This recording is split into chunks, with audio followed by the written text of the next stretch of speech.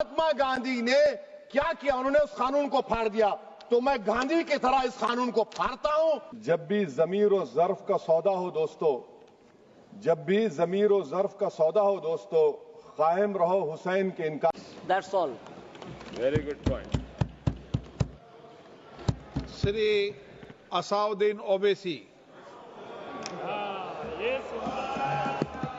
बहुत बहुत शुक्रिया सर। स्पीकर सर, मैं ये वक्फ तरमीमी बिल की मुखालिफत में खड़ा हुआ हूं। किसी एक शायर ने बड़ा अच्छा कहा था, जब भी ज़मीर और ज़र्फ का सौदा हो दोस्तों, जब भी ज़मीर और ज़र्फ का सौदा हो दोस्तों, कायम रहो हुसैन के इनकार की तरह। सर, ये वक्फ तरमीमी बिल भारत के गयूर मुसलमानों के ईमान पर, इबादत पर एक हमला है। नरेंद्र मोदी की हुकूमत ने इस मुल्क की सबसे बड़ी अक़लियत के खिलाफ एक ऐलान जंग कर दिया, और ये जंग ना सिर्फ मेरे जिस्म पर है, बल्कि मेरी आज़ादी पर, मेरी समाजी और माशी मार्जिनलाइजेशन पर है, मेरी शहरियत पर है, मेरे मदरसे, मस्जिदों, खानखाहों को और दरगाहों को निशाना बनाया जा रहा है। और ये हुकूमत सच्चाई को नहीं बयान कर रही है कि ये तरमीमी बिल से मुसलमानों का तहफ़्फ़ुज़, तरक्की और गुर्बत का खात्मा होगा। ये सरासर झूठ है। सर, अगर आप आइन के आर्टिकल 14 को देखेंगे तो उसमें लिखा हुआ है इक्वल प्रोटेक्शन। अब आप देख लीजिए सर कि हिंदू, सिख और जैन को और बौद्ध को उनके एंडोमेंट में तहफ़्फ़ुज़ मिलेगा, क्योंकि उनका एंडोमेंट बाय यूजर बरकरार है और उनका एडमिनिस्ट्रेशन उनके हाथ में होगा। कि गैर हिंदू या गैर उनके मजहब का आदमी दान भी दे सकता है उनके लिए, और एंडोमेंट बोर्ड का तहफ़्फ़ुज़ भी मिलेगा, क्योंकि उसके ऊपर ओवरराइडिंग क्लॉज अप्लाई नहीं होगा, लिमिटेशन का कानून उस पर अप्लाई नहीं होगा। उसके बरक्स ऑपोजिट आप देख लीजिए, मुस्लिम वक्फ को वक्फ बाय यूजर निकाल दिया गया। एक मुस्लिम वक्फ की जायदाद पर कब्जा होगा, लिमिटेशन लगेगा, तो जो एनक्रोचर है, जो खाबिज है, वो रातों रात मालिक बन जाएगा और एक गैर मुस्लिम वक्फ बोर्ड को एडमिनिस्टर करेगा। ये आर्टिकल 14 के इक्वल प्रोटेक्शन का वायलेशन।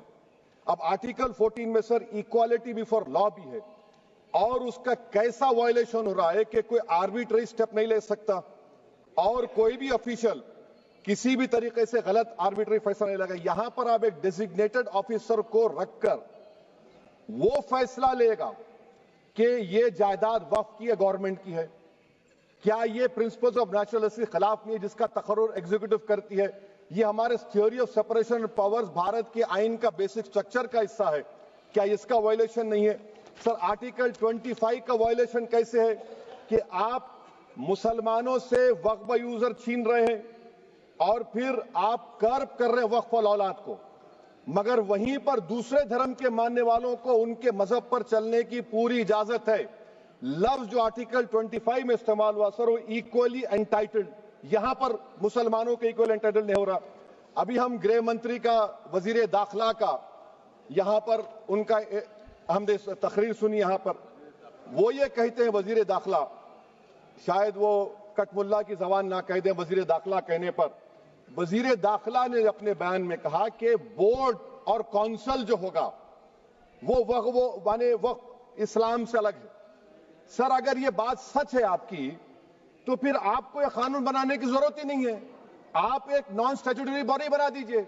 ये जो कानून बन रहा है ना सर, ये आर्टिकल 26 इसका सोर्स है, और आर्टिकल 26 जब इसका सोर्स है तो आर्टिकल 26 का ABCD क्या कहता है कि रिलीजियस डिनोमिनेशन को अपने मजहब के अफेयर्स खुद चलाना, मूवेबल इमूवेबल प्रॉपर्टी को लेना और एडमिनिस्टर करना। जब हिंदू धर्म को, बौद्ध धर्म को, सिखों को यह राइट दिया गया है, तो आप कैसे मुसलमानों से छीन रहे हैं? तो यह आर्टिकल 26 का ग्रेव वायलेशन है। तो सर, अब वक्फ बाय यूजर का मामला देखिए, मिनिस्टर साहब ने कहा कि एंक्रोचमेंट हो रहा है, 17,000 एंक्रोचमेंट हुए हैं। तो यही नरेंद्र मोदी की हुकूमत ने 2014 में उस वक्त के मंत्री ने एक Waqf properties eviction of unauthorised occupants bill को इंट्रोड्यूस किया। आपने विड्रॉ कर लिया 2024 में उसको। क्यों विड्रॉ किया सर आपने? जब आप मान रहे थे कि एंक्रोचमेंट हो रहा है तो आपने बिल को विड्रॉ कर लिया। अच्छा सर, अब वक्फ बाय यूजर को आपने निकाल दिया। माने कंडीशन क्या लगाए कि अगर उसमें डिस्प्यूट होगा और गवर्नमेंट प्रॉपर्टी होगी। सर डिस्प्यूट तो है, मिसाल के तौर पर मोहिबुल्लाह साहब जिस मस्जिद के इमाम हैं, पार्लियामेंट के सामने मस्जिद है सर, 123 प्रॉपर्टीज में मस्जिद है, डिस्प्यूट चल रहा है। कल कलेक्टर या डिस्ट्रिक्ट ऑफिसर बोलेगा कि भाई साहब ये गवर्नमेंट प्रॉपर्टी है, स्टिकर लगा दिया जाएगा, मस्जिद बंद, गवर्नमेंट प्रॉपर्टी हो गई, होगी ना सर। अब ये बताइए, आप जब से यहां पर पूरे बीजेपी रूलिंग पार्टी हमको ज्ञान दे रहे हैं कुछ नहीं होगा, कुछ नहीं होगा, मैं दलील के साथ बता रहा हूं आपको। ये मस्जिद दिल्ली गवर्नमेंट बोलती हमारी है, वक्फ दिल्ली वक्फ बोलता हमारी है, तो सर वक्फ बाय यूजर, अगर मैं अपनी गवर्नमेंट के खिलाफ वक्फ बोर्ड वक्फ बाय यूजर इस्तेमाल नहीं करेगा तो क्या है सर। अच्छा ये अमेंडमेंट जब हो जाएगा तो मुझे कहने दीजिए सर, सिर्फ प्राचीन मंदिरों की हिफाजत होगी, मस्जिदों की नहीं होगी। अब सर आप आ जाइए, अगर डिस्प्यूट मेरा एंशिएंट मॉन्यूमेंट से वक्फ का, एक मिसाल दे रहा हूं, दिल्ली में 172 वक्फ प्रॉपर्टीज एएसआई कंट्रोल में है, मैं तो हार ही गया वो, क्योंकि मेरे पास डॉक्यूमेंट नहीं है। आप कह रहे हैं कि डॉक्यूमेंट चढ़ाओ, अगर मेरा गवर्नमेंट से डिस्प्यूट चल रहा है मैं तो क्लेम ही नहीं कर सकता, क्योंकि आप जज बनेंगे, आप ही फैसला करेंगे, और जब तक आप फैसला नहीं करते वो वक्फ की प्रॉपर्टी नहीं होगी, वो प्रोविजन डाल दिया आपने। अच्छा अगर मेरा डिस्प्यूट एंक्रोचर से होगा सर, तो एंक्रोचर में तो आपने तो 107 को डिलीट कर दिया, आप रातों रात खाबिज को, एंक्रोचर को मालिक बना रहे हैं। सर मैं ये पूछना चाहता हूं आपके जरिए हुकूमत से, एक मुंबई में एक बहुत बड़े दौलतमंद है, खोजा बरादरी का यतीम खाना था, उन्होंने 2004 या 5 में 22 करोड़ में खरीद लिया। वो केस सुप्रीम कोर्ट में, क्या आप उनको मालिक बनाना चाहती हैं लिमिटेशन एक्ट अप्लाई करके? हमको बताइए, हम जानना चाह रहे हैं। और सच्चर कमेटी ने सर 2007 में कहा कि दिल्ली के 123 प्रॉपर्टीज की मार्केट वैल्यू 6000 करोड़ की। आज हम 2025 में आ गए, क्यों आप उन प्रॉपर्टीज के खिलाफ पड़े हुए?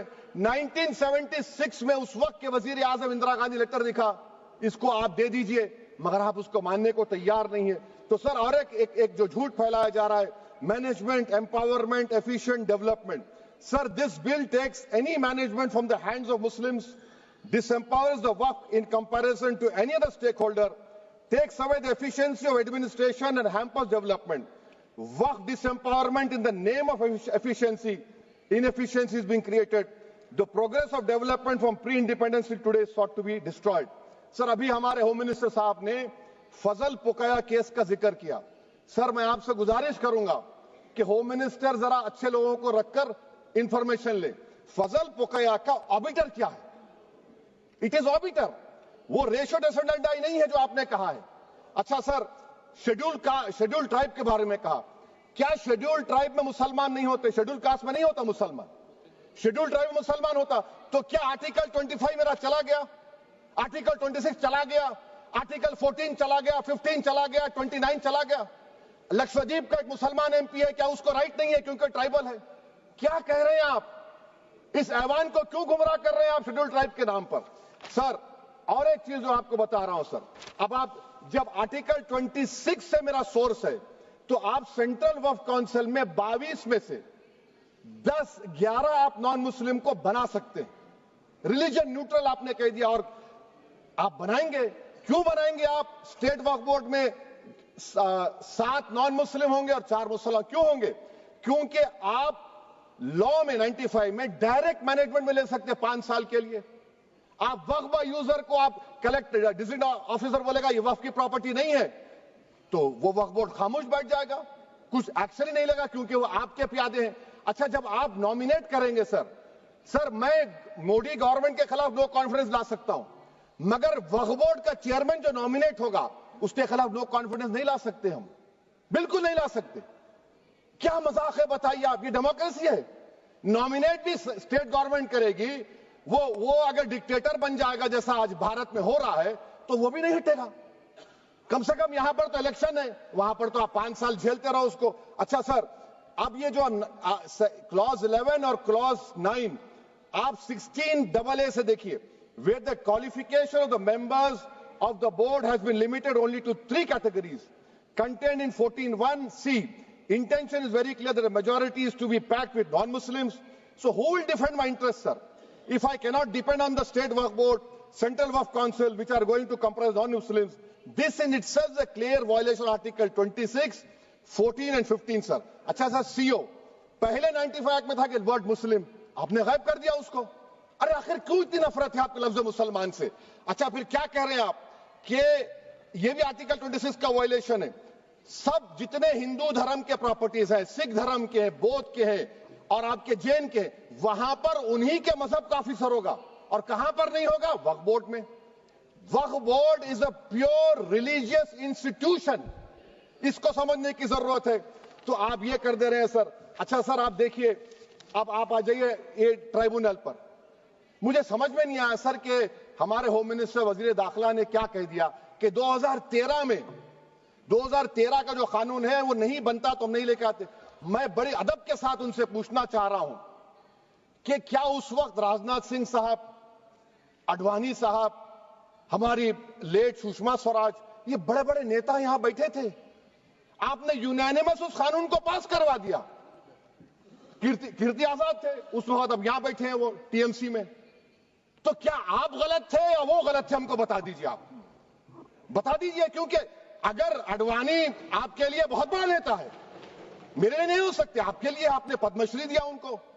मोहतरमा सुषमा स्वराज की जबरदस्त तकारीर का मैं कायल हूं, वो बैठकर उस 2013 को यूनानिमस पास कर दिए।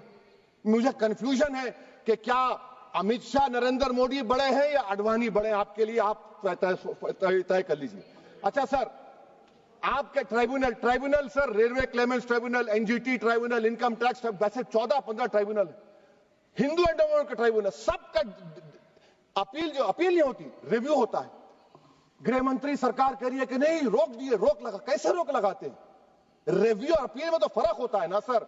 आप ही कह रहे हैं कि पूरे कोर्ट्स में बैकलॉग है और आप अपील कर रहे हैं। अच्छा सर, रिटायर्ड डिस्ट्रिक्ट जज 95 में सिटिंग डिस्ट्रिक्ट जज था, जो एडमिनिस्ट्रेटिव कंट्रोल था सीजीआई साहब, उसको निकाल दिए।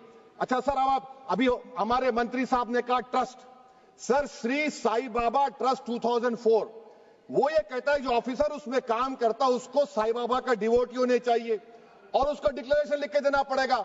यहां पर हो रहा तो यहां पर क्यों नहीं हो रहा? अच्छा सर, आप फिर देख लीजिए, ये आपका हो गया सर। हाँ, अब अमित शाह साहब ने सेक्शन 2A के बारे में कहा और उन्होंने इस बात का इकरार कर लिया कि दाऊदी बोहरा के लिए यह बनाया गया है।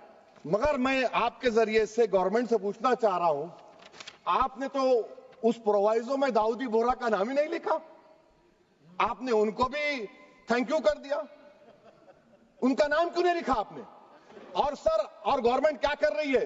आप मुस्लिम समाज में जो बेकार किस्म के लोग हैं उनको एक रास्ता बना रहे हैं, एग्जिट दिखा रहे हैं कि तुम्हें वक्त से बचना है तो तुम्हें ट्रस्ट बना लो। ये क्या कर रहे हैं सर आप? कम से कम उन दाऊदी बोहरा को आप दे देते। अच्छा sir, clause 3V section 36 clause 18 देख लीजिए। Oral Waqf, oral appointment has sought to be discontinued even though it is recognized practice in Islam. Muslim personal law is recognized oral waqf and 1937 Shariat Application Act. Sir, आप clause 3(9) पर आ जाइए। 5 साल के लिए मुसलमान, मैं किरण रिजिजू से पूछना चाहता हूं, सर दाढ़ी रखे तो मुसलमान प्रैक्टिसिंग है या क्लीन शेव आपकी तरह है? तो बताइए हमको, प्रैक्टिसिंग क्या होगा? अच्छा, किसी को पकड़ के मॉब लिंच कर दिया और बोले कि JSR का नारा लगाया, और वो JSR का नारा लगाया तो क्या मुसलमान रहेगा? नहीं रहेगा। या फिर देश के प्रधानमंत्री ने कहा था कपड़े देखकर पहचानो, तो क्या कपड़े देखकर आप कह देंगे? अच्छा, अगर कोई क्रिश्चियन हिंदू धर्म कबूल करता है तो क्या वो मंदिर को नहीं दे सकता प्रॉपर्टी? फिर भारत के संविधान में आर्टिकल 300 क्यों है सर? राइट टू इक्वालिटी क्यों है? फ्रीडम ऑफ रिलीजन क्यों है? 5 साल कहां से लाएंगे? अच्छा सर, और एक चीज सर, और एक चीज मैं आपको बोल के खत्म कर दूंगा सर। इस बिल में वक्फ औलाद का सर, इसमें आप देखिए clause 4(3)(2), the creation of waqf al-awlad shall not result in denial of inherent rights to heirs, including women heirs or the waqif or any other right of person. Sir, ये article 25 का violation है, शरीयत application act 37 का violation, article 300A का violation है। अच्छा, हिंदू धर्म में सेल्फ एक्वायर्ड प्रॉपर्टी को एक हिंदू, अब उसके फर्ज के 2 बच्चे हैं, वो एक को अपनी पूरी दौलत दे सकता है, कोई रोक टोक नहीं है। वो कहेगा नहीं मैं घर के बच्चों को नहीं दूंगा, मोहल्ले के गरीब को दे दूंगा, वो भी कोई रोक टोक नहीं है। वहां पर आपको बच्चों की फिक्र नहीं है। जब मैं अपनी प्रॉपर्टी को अल्लाह को मालिक बनाकर दे रहा हूं, आप कह रहे बच्चियों की फिक्र नहीं है। इतनी मोहब्बत आप बिल्किस बानो से दिखा देते तो आपके लिए दुआएं देती आपके लिए। तो सर आप दूसरी बात आप देख लीजिए सर, आखिरी बात कहकर मैं अपनी बात को मुकम्मल कर रहा हूं सर। नहीं खैर मैं मुकम्मल कर रहा हूं। स्पीकर साहब बहुत टाइम दे दिए। सर आप देखिए इसमें अमित शाह साहब बोले कि इतनी प्रॉपर्टीज का कब्जा हुआ, चोरी हुई, ये हुआ। सर क्लास 2652A सेक्शन, अगर कोई प्रॉपर्टी बेचता है 2 साल की सजा थी, आपने क्या कर दिया, उसको 6 महीने कर दिया। नॉन बेलेबल था, आपने बेलेबल कर दिया। सेक्शन 40 की बात करते हैं। सेक्शन 40 में सर हमको जो ज्वाइंट वर्किंग कमेटी का जो नोट्स दिए, उसमें मिनिस्ट्री ऑफ माइनॉरिटी अफेयर्स ने कहा कि 30 साल में 515 केसेस सेक्शन 40 के और सिर्फ 8 लोग कोर्ट को गए। वक्फ यूजर का कानून तेलंगाना आंध्रा में है, सेक्शन 40 का कानून तमिलनाडु 63 है, आंध्र प्रदेश में 43 है। और सर आप डायरेक्शन दे रहे हैं, अच्छा क्लॉज 4218B देखिए सर, आप रूल बना रहे हैं, कोऑपरेटिव फेडरलिज्म के खिलाफ है, इतना रूल बना रहे हैं। और आखिर में सर मैं आपको बताना चाह रहा हूं स्पीकर साहब, ये बिल का मकसद सिर्फ मुसलमानों को जलील और रुस्वा करना है, मुसलमानों को दूसरे दर्जे का शहरी बनाने का इनका मकसद है।